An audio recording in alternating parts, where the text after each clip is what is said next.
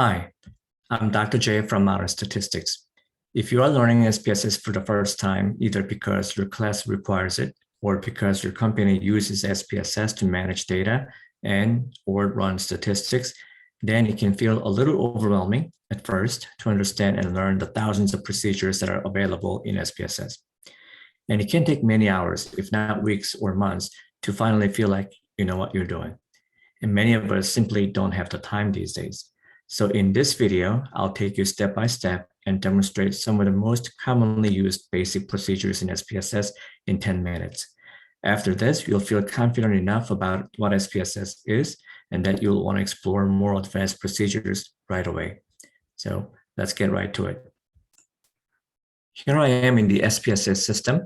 The first thing to do when you open SPSS is to create and prepare a data file, which is also called codebook in SPSS, so that you can enter data without mistakes. And to do that, we first go to variable view. Here, let's suppose that we collected records of 5 students on name, press enter, age, press enter, their math test score, English test score, their gender, and their favorite subject at school.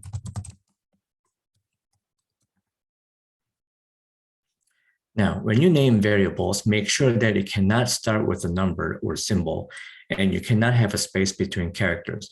For example, if you type $3 favorite subject and press enter, then it will give you an error message.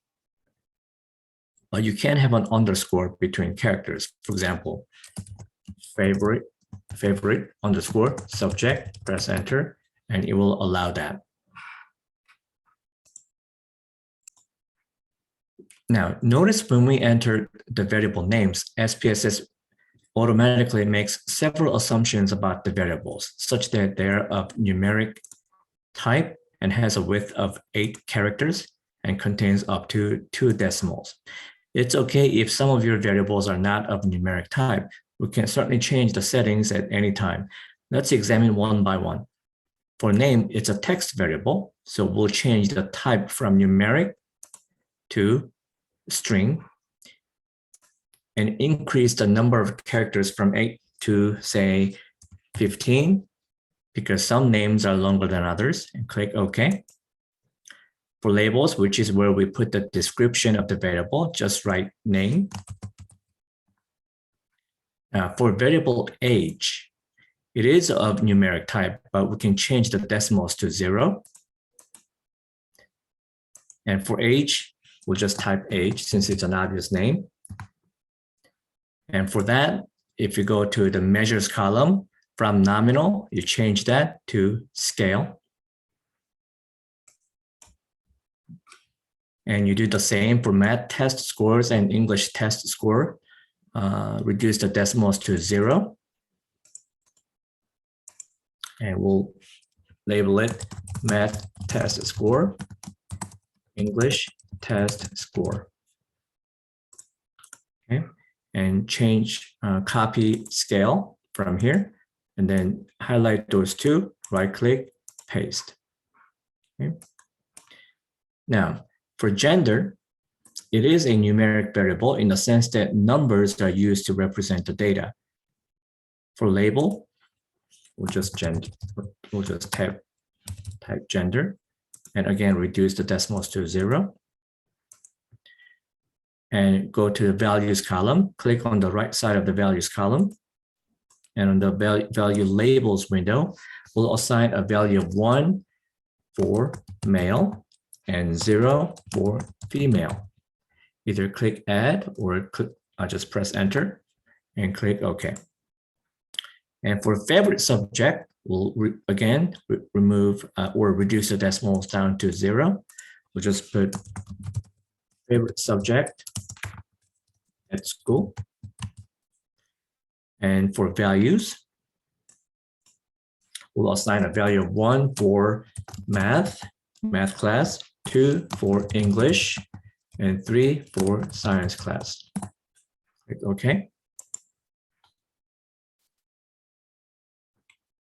Now, we've finished creating the data structure and are finally ready to enter the data.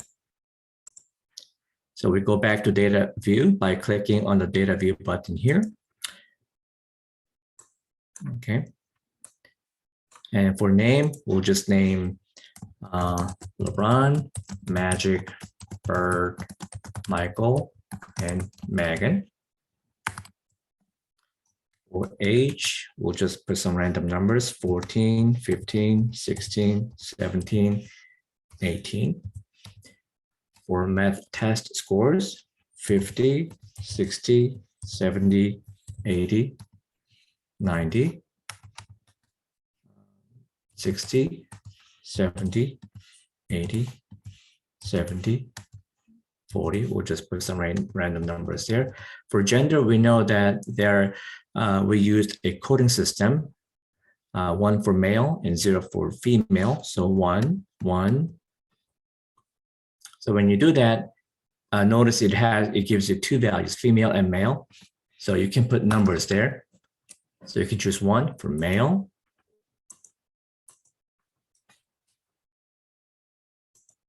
Male again. Male.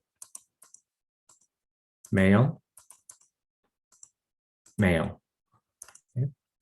Now, if you do not want these values and rather you want to see the coding system, what you can do is go to View, uncheck the value labels, and you'll see the number coding system.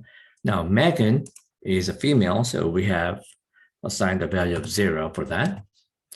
Same thing for favorite subject, we have 3 values, 1, 2, 3, 1, 2. Now, if you want to know what this coding represents, then you can always go back and click on the views, check the value labels window, then it will say male, gender, math class, English class, science class, and so on and so forth. Now we're done entering the data, so let's run some brief descriptive statistics. Go to Analyze, go to Descriptive Statistics, and go to Frequencies. Now for frequencies, make sure that you always run frequencies on variables that are categorical. So that's the gender and the favorite subject. Highlight them. You can either drag it or just click the arrow button here. Now let's see what statistics are available for them. Click on the statistics button. Here you can check for and add some additional statistical information, but since these are categorical variables, it wouldn't mean much for mean or median or even standard deviation. So we're fine without them. So click continue. Now click on the charts button. It's always nice to be able to run the numbers and at the same time produce some pie or bar charts. So I like pie charts, so I just remain at pie chart, and I want the numbers to be shown in percentages, and click continue and click OK. Then here is the output and has a percentage breakdown by gender and by favorite subject. And at the same time, it produced 2 pie charts, 1 for gender and 1 for favorite subject. The pie chart at the moment doesn't look as engaging as I would like it to be. So I'm going to make some modifications to it. What I'm going to do is double click on this pie chart. And it will bring this addable window here. I'm going to double click it again. And it will give me this properties window. Now, what I'm going to do is first click on the elements. I want the pie chart to show labels or show data labels. Now it gives me the percentages. And I like to add what each slice of the pie represents. So not display is the gender. Click gender and move it over and click apply. Then we know that there's 20% of the sample is a female and 80% male. Now, I like to do a little bit more. So what I'm going to do is click, remove that, double click it again, and then choose depth and angle. Make it 3D, and then we're going to change the depth percent to 25%, and that looks fine. Or I can make it slightly bigger. Click apply, and get out of there. And then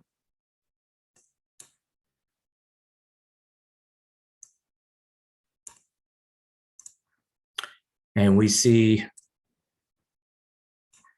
the 3D pie chart. Okay.